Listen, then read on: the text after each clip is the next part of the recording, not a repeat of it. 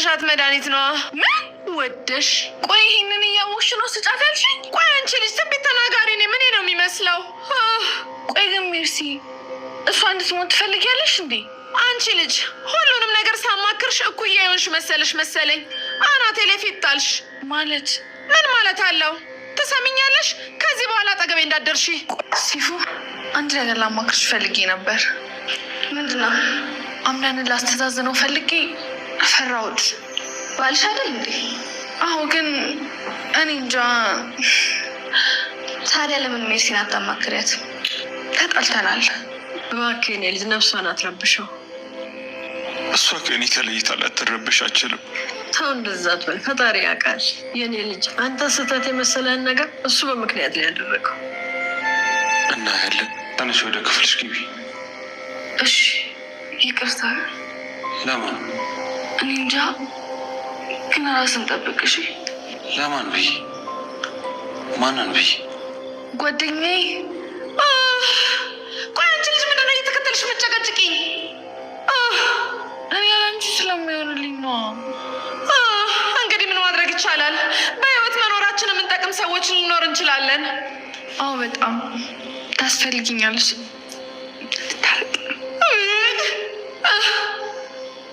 ነፈስ ወይዘሮ ሰማል። አቤት። አስታውሽኝ? አዎ አልረሳሁሽም ሲፈን። አታስታውሽኝ? እኔ ግን በደንብ ነው ማስታወስሽ። በልጅነት አእምሮዬ ስላየሁሽ። አልገባኝም። ጃፍኒ። ጃፍኒ? አዎ እኔ የደፍኒ ልጅ ነኝ። ምን? ያቱ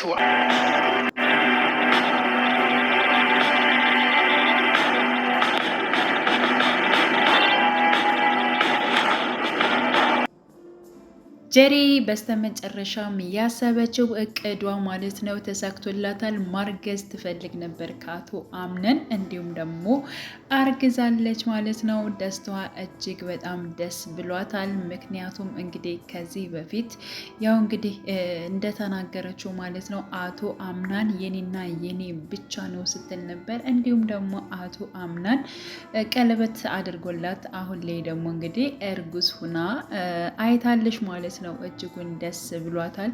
ያው በሀዘን ላይ ቢሆኑም ማለት ነው። አቶ አምናን ግን እጅጉን በጣም በእናቱ ሞት እጅጉን አዝኗል ማለት ነው። ምክንያቱም አለችኝ ያላት ማለት ነው ህይወቴ ብሎ እንግዲህ እናቱ ነበረች። እናቱ ደግሞ አሁን ላይ ማለት ነው በህይወት የለችም ማለት ነው። ግን ደግሞ ይህን ነገር ያደረገችው መርሲ ነች ማለት ነው። ለምን አደረገችው? ለምንስ ገደለቻት?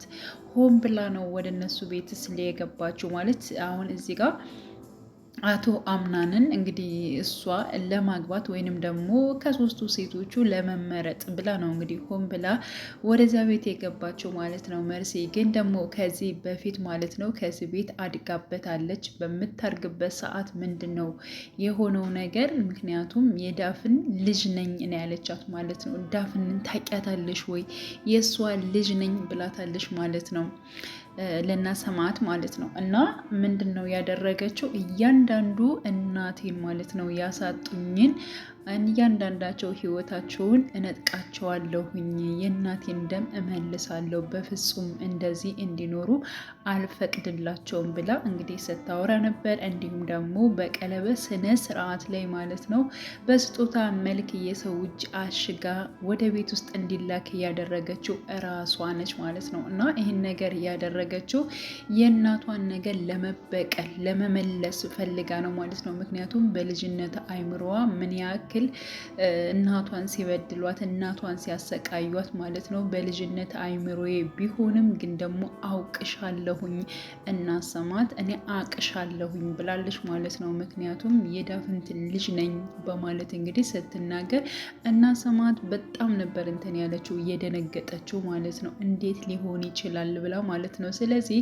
አቶ አምናን እንዲያገባት እንድትመረጥ ሳይሆን ሆን ብላ ማለት ነው እናቴ የገደሏቸውን ግለሰቦች ሰዎች እያንዳንዳቸውን መበቀል እፈልጋለሁ ብላ ነው ማለት ነው ወደዚህ ቤት የገባችው ማለት ነው። ስለዚህ አሁን ላይ የአቶ አምናንን እናት የገደላት ማነት በማለት እንግዲህ በጣም ብዙዎቹ ማለት ነው እየተጠራጠሩ ይገኛሉ። እንዲሁም ደግሞ የአቶ አምናን አክስት የሆነችው የናሰማት እህት ማለት ነው ከዚህ ቤት ዳግመኛ አልሄድም እዚህ ነው የምሆነው፣ ምክንያቱም የእህቴ ልጅ በጣም አዝኗን እሱን ማጽናናት ይኖርብኛል በማለት እንግዲህ ስትናገር ነበረ ማለት ነው። እና እያንዳንዱን ነገር መርሲስ ምን ልታደርግ ነው የመጣችው? ወደዚህ ቤት ከመጣችስ ቆየች። ይህን ነገር እህቴ ላይ እሷ ያድርገው ከሆነ እውነት ስጋዋን ነው ዘልዝዬ የምሰቅላት በማለት እንግዲህ የአምናን አክስት እያሰበች ትገኛለች ማለት ነው። ግን ደግሞ መርሲ አሁን ላይ ማለት ነው የገደልሻት አንቺ መሆኑን ምናልባት በሰጠሻት መድኃኒት ይሆናል በማለት እንግዲህ ለጀሪ ተናግራ ነበረ ማለት ነው። እንዴ ጀሪ በጣም ነበር የደነገጠችው። እንዴት እንደዚህ ትያለሽ? ይገላታል ብለሽ ታስቢያለሽ እንዴ? መድኃኒቱ የሚገላት ከሆነ ለምንድን ነው እንድሰጣት ያደረግሽ? ሲቀጥል ደግሞ እሷ እንድትሞት አንቺ ትፈልጊያለሽ እንዲህ ሜርሲ በማለት እንግዲህ ጠይቃት ነበር። አንቺ ስነ ስርዓት ያዥ፣ እንደዚሁ ከአንቺ ጋር ቁጭ ብዬ ሳወራሽ እኮ እኩያሽ አደረግሽኝ። ቀስ ብለሽ እኮ እዚህ ራሴ ላይ ፊት ልትይ ነው። ከዚህ በኋላ ስነ ስርዓት ያዥ በማለት እንግዲህ ያው ጀሪ ስነ ስርዓት እንድትይዝ እያደረገቻት ትገኛለች ማለት ነው። በነገራችን ላይ ጀሪ ማለት ነው የናሰማት መድኃኒት ራሱ ስትቀይረው ራሷ መርሲ ማለት ነው ቪዲዮ ቀርጻ አስቀምጣለች ማለት ነው። ስለዚህ ይህ ነገር የጊዜ ጉዳይ ነው እንጂ መድኃኒቱን እንደቀየረችው እንግዲህ የአቶ አምናን እናት ሞት ምክንያት የሆነችው ጀሪ እንደሆነች የሚታወቅ ይሆናል። ሲቀጥል ደግሞ መርሲ ማለት ነው እንደዚሁ የጊዜ ጉዳይ ነው እንጂ እሷ እንደገደለቻት እና እንደዚህ እንዳደረገች ማለት ነው የሚታወቅ ነገር ይኖራል ማለት ነው። ግን ደግሞ በእርግጠኝነት የጀሪ ነው የሚታወቀው ብዬ ነው የማስበው ማለት ነው። ምክንያቱም እሷ በቪዲዮ የተቀመጠ ስለሆነ መርሲ ደግሞ ይህን ነገር ስታደርግ ማለት ነው ምንም ነገር ያያት ሰው የለም ነበር ማለት ነው። እና ራሷን ብቻዋን ነበረች። እሷን በትራስ አፍና ስትገላት ማንም አላያትም ማለት ነው። እና አጠቃላይ ቤቱ እጅጉን በሀዘን ተውጧል ማለት ነው። ሲቀጥል ደግሞ መርሲ እጅግ በጣም ደስተኛ ነች። ምክንያቱም በቃ እንድትሞት ነበር ስትፈልግ የነበረችው ማለት ነው። እና በቃ አሁን የወንድሜ ልጅ እንደ ልቡ ይኖራል፣ ምንም የሚያጨናንቀው ነገር አይኖርም እያለች እንግዲህ ስትናገር ነበረ ማለት ነው። ሲክሲ እና እንዲሁም ደግሞ ጀሪ በተደጋጋሚ እንግዲህ የሚጣሉ ነው የሚሆነው፣ የሚስማሙ አይመስለኝም ማለት ነው። ምክንያቱም መልሲም ይህን ነገር እዛለች ከእሷ ጋር ያው አሳውቃለሁ፣ እናገራለሁ፣ ቪዲዮ አለኝ፣ ማስረጃ አለኝ ብላ ጀሪን የምታስፈራራት ይመስለኛል። የእሱ የሆነን ነገር ለራሷ ለማድረግ ብዙ ነገሮች መልሲ የምትጥር ይሆናል ማለት ነው። ምክንያቱም ጀሪ ሚስቱ እስከሆነች ድረስ ስላገባት ደግሞ ማለት ነው እያንዳንዱን ነገር ለእሷ ለማድረግ የምችል ይመስለኛል ማለት ነው። ስለዚህ መርሲ በዚህ ምክንያት እያንዳንዱን ነገር እያስፈራራቻት በቪዲዮ አሳያለሁኝ በማለት ማለት ነው በጣም ብዙ ነገሮችን የሚጨቁናት ይመስለኛል እራሷ ጄሪን ማለት ነው። ጄሪ ግን ቪዲዮ ተቀርቶ እሷ መድኃኒት ስትቀይር ያለውን ነገር ምንም ነገር አታውቅም ማለት ነው።